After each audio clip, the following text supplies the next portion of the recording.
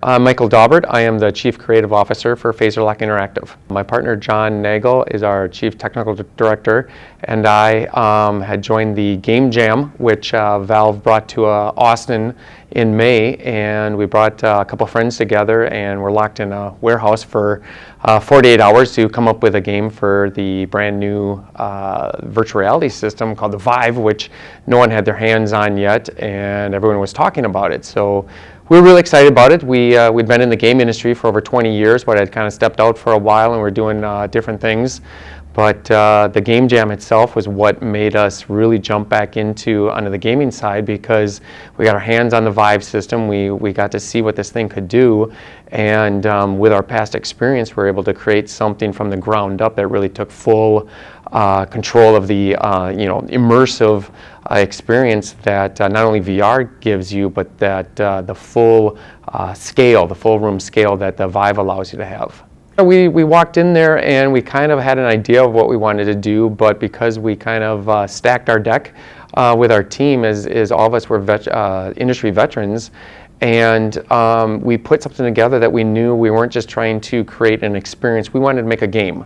Valve is known for making games. The Vive system is about games, and we wanted to come in with something that wasn't just a passive experience, but actually got you into it, got you full access to the power of the Vive. But then also let's make fun with this. Let's have a lot of fun with it. And I think final approach was a perfect situation for us to jump in there pretty quickly, prototype it, and then find the fun factor pretty quickly.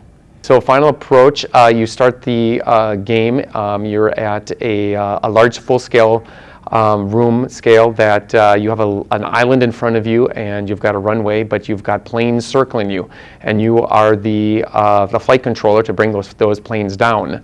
And you reach up, and there's, like I said, planes flying all around you, and you click on the planes, hold down your trigger, and you actually do pathing motions. You draw a path down to the correct runway and land them before they run out of gas or they crash into other airplanes.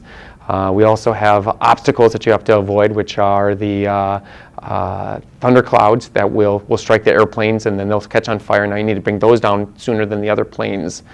We don't stop there. So the fun part too is once you actually get the planes down, if like a plane starts on fire, we have zoom points that you can click on and actually zoom down to now we call it toy scale. Now you actually scale of the airport itself, and now you hold a fire hose, and now you get to actually put out the fire that's on the airplane before this plane explodes in front of you.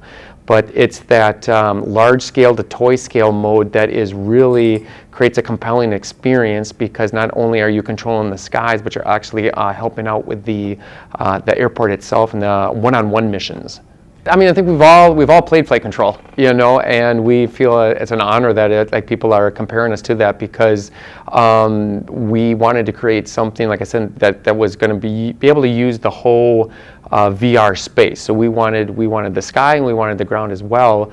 And going back on game mechanics that are proven and works, throughout time and through our past history of gaming, it's a perfect game mechanic that worked great for us for our core mechanic, and then it's something we can build on as well. We are launching on the Vive. We are a Vive launch title.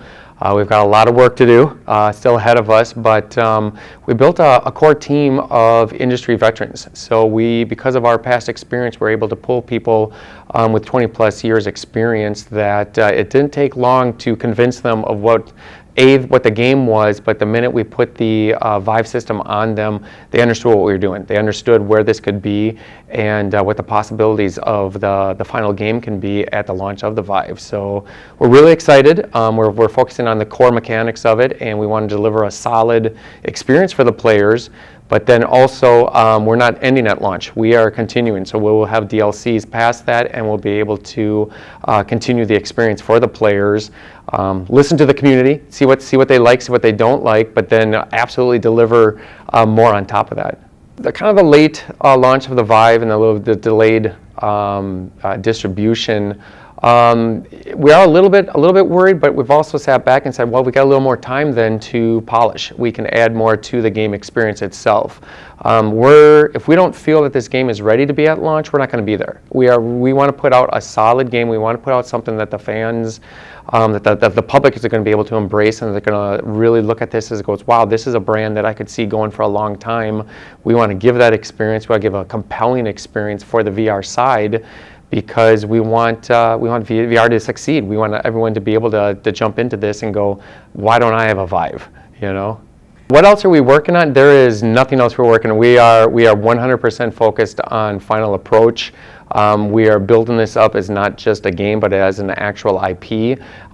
We have ideas for, you know, what our next DLCs are going to be and how we're going to actually extend the game throughout the year. We've already talking about what the next version of Final Approach is going to be without even the first one coming out yet, which is fun. But the really fun factor of being in VR right now and being where we are is we can prototype so fast. And it's very hard to pull back and say, okay, we're going to put that out a little bit later. We don't have time to finish that or polish that up.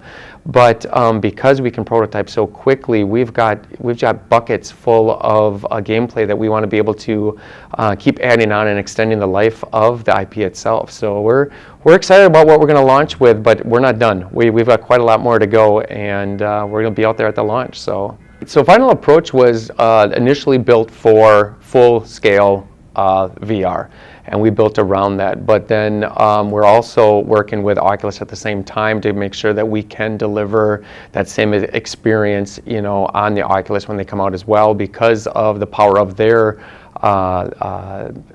controllers as well. So we have to also balance both games, that it isn't a completely different game for the Vive and a different game for the Oculus. So because of the way we've kind of built the gameplay and the scope of the game, it hasn't been a hard transition for us to actually be working on the Vive and the Oculus at the same time.